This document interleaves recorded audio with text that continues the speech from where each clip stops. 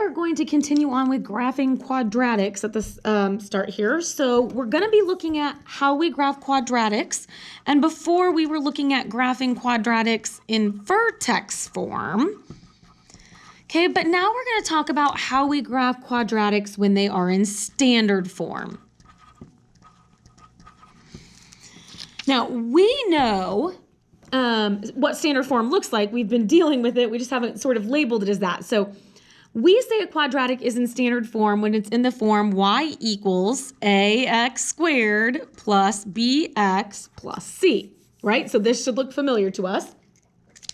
The difference here is it's not set equal to 0, right? We talked about that concept that 0 and y are sort of interchangeable. Okay, when we're solving and we want to mathematically solve at 0, but when we're talking about that graph, right, we have that y equals.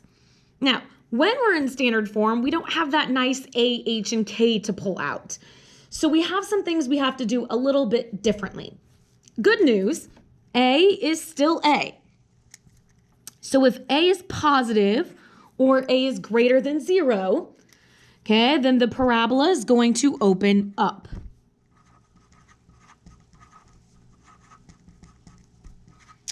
Right, and that's just like we saw before. So it will look like a bowl, right? It goes this way. If a is less than 0 or if a is negative, the parabola will open down. And hopefully we recognize that word parabola, right? Parabola is that U-shaped graph.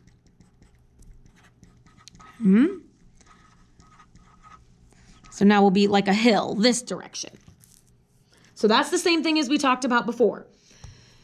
Now, the problem is that we don't have that nice h and k to pull out.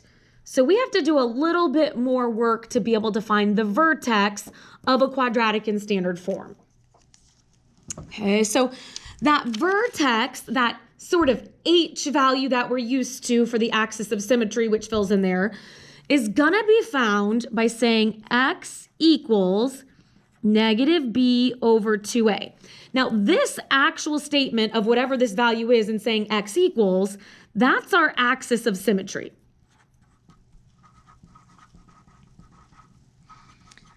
Okay, before it said x equals h, right? So now our h value is getting replaced with negative b over 2a. Though just like before, that h value is also the first coordinate of our ordered pair. And here's where my students don't get super proud. Negative b over 2a, fine, I can calculate that. We don't have a nice, neat way to find a y value. So we have to fall back on those old rules that we can always plug in a number for x and find a corresponding y. Okay, so to find the y value, we're going to have to plug in the x value and see what we get. Yeah, not perfect probably of what we were hoping it would be, but that's what we have to do. So let's say we are given the equation. Y equals x squared plus 6x plus 12. Okay. And let's say we want to graph this. So we're not going to have an a value. Oh, I guess I'm going to put it down here. We're not going to have an a value that's always 1 or negative 1 this time around, which means we can't always fall back on that. If we go over 1, we go up 1 because 1 squared is 1. Or if we go over 2, we go up 4 because 2 squared is 4. That's not going to happen because as this a value changes, our parabola is going to get squished or fat. Okay, so like it's going to be this type of parabola versus this type of parabola versus a super sharp parabola. Okay, that's what the a value sort of affects, which means we're back to kind of having to use a table to find everything else. So we're going to use 5 values. Just like we had before, we had 5 points. 1, 2, 3, 4, 5. Those 5 points were just sort of easier to plot. This time around, we're going to have 5 values. And the value that goes in the middle of our table is going to be the value that's in the middle of a parabola, which is our vertex. Okay, and we said we find our vertex by doing negative b over 2a. So this middle of our table is going to be that negative b over 2a. So if I'm looking up here at my problem, y equals x squared plus 6x plus 12. And I just start identifying the pieces. Well, a equals 1, b equals 6, c equals 12. So if I do negative b over 2a, I'm going to do negative 6 over 2 times a, which is 1. So negative 6 over 2, which is negative 3.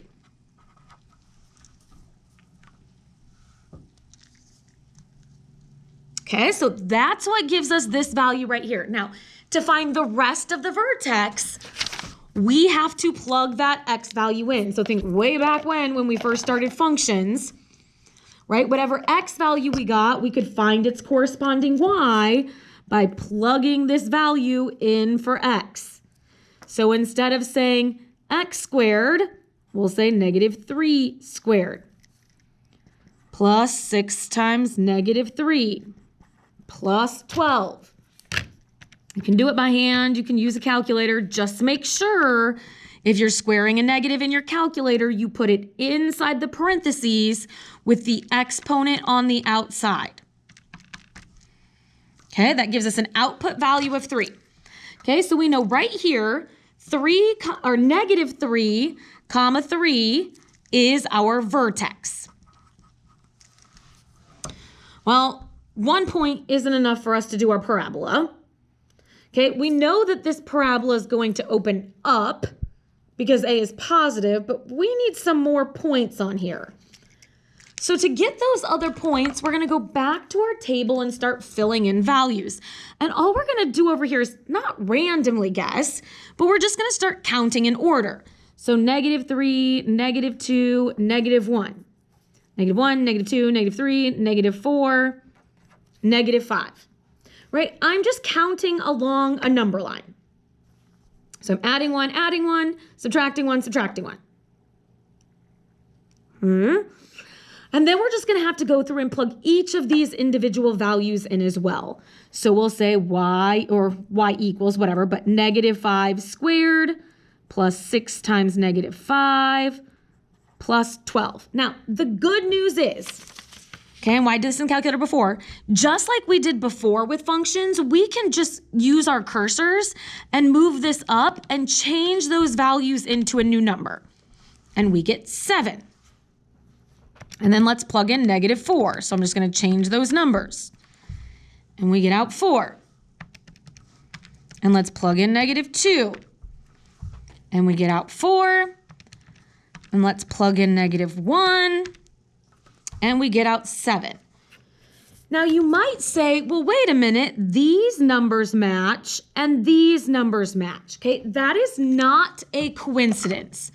It should always be the case that we get matching numbers here and we get matching numbers here, because if you remember, we called those symmetric points. Symmetric points are points that fall on top of each other, right? When we sort of fold that parabola in half. So they better be the same height. If these numbers don't match, then we did something wrong. Okay, now once we're here, all we would have to do is translate those points onto the coordinate plane, which we're used to doing. We did that with functions when we first started graphing lines. So we would plot the point negative 5, positive 7. Negative 4, positive 4. Negative 3, positive, oops, that's positive, positive 3. Ignore that point, that was wrong, right? Negative 2, positive 4. Negative 1, positive 7. Right, which looks good. It's a parabola that opens up, which it should be. So we're pretty good to go. Okay, so now that we sort of have the basics, let's look at this with some other parabolas here and work through it and see how it goes. Let's say we are given y equals x squared minus 4x plus 4. Okay, so if we're going to make our table, we need 5 points in it. 1, 2, 3, 4, 5. And our middle one, right, our middle one, which is our vertex, we find by doing negative b over 2a. Okay, so if we look at this, we have a equals 1, b equals negative 4, c equals 4. So if we want to do negative b over 2a, just like with the quadratic formula, right? That negative we can also read as the opposite. So that's going to become positive 4 over 2 times 1. So 4 over 2 gives us a 2. Now, I typically, instead of finding the corresponding input value that goes with it right away, instead of finding this y value, this is a terrible y up here, sorry guys, I just start counting up and down. I fill in the rest of these, and I start just plugging down the list. It makes it a little bit easier for me, but that's just my personal preference. It doesn't really matter. Okay, so if I do 0 squared minus 4 times 0 plus 4, that gave me 4. Okay, now I'm going to plug in 1. So if I have my calculator, I can just move those over. Now I'm going to plug in 2. Now, once we're here, right, we get out 0. As we move forward, though, we should have a good idea of what should come out here. So when we plug in 3, what value do we need to get out here? Right, we definitely need to have that 1 come out because these need to match. So let's double check and see. Okay, right, we're good. That's a 1. And what value do we need to have come out right down here? Right, that definitely needs to be the 4. So let's plug that in and double check and see, which is 4. Okay, now we have our points. Now we can plot them on the coordinate plane. So 0, 4, 1, 1, 2, 0, 3, 1, 4, 4. So perfect. We have a parabola that opens up. A is positive 1. We're good to go. Okay, last one we're going to look at here for notes. Let's say we have y equals negative x squared plus 10x minus 18. So I'm going to have you sort of answer the questions and fill in the pieces as we go here. So we need a table with 5. What needs to go into the middle of our table? Negative b over 2a. Okay, so let's identify our pieces. What does a equal? Negative 1. What does b equal? 10. What does c equal? Negative 18. So if we do negative b over 2a, what value should we be plugging in here? Well, we do negative b over 2 times negative 1. So we have negative 10 over negative 2, which gives us a positive 5. So we'll count going up and down. And we'll start plugging these in. Okay, so let's start plugging these in. So when you plug this in your calculator, be careful. That negative is not inside the parentheses, right? It's not the number, so no negative in the parentheses.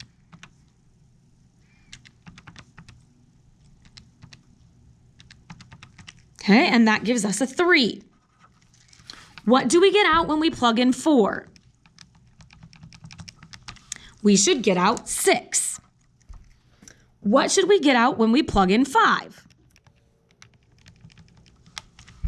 We should get out 7. Now, hopefully we know what value we should get next. What should we get when we plug in 6? Right, it better match up with that 6 up here. So let's see. Yep, we get a 6. And what should we get when we plug in 7? We're good to go. That matches, so that's good.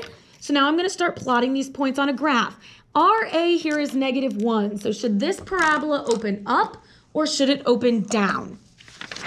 Right? A negative A value tells us that it opens down. So if we plot these points over here, right, we have 3, 3, 4, 6, 5, 7, 6, 6, and 7, 3. And there is our graph.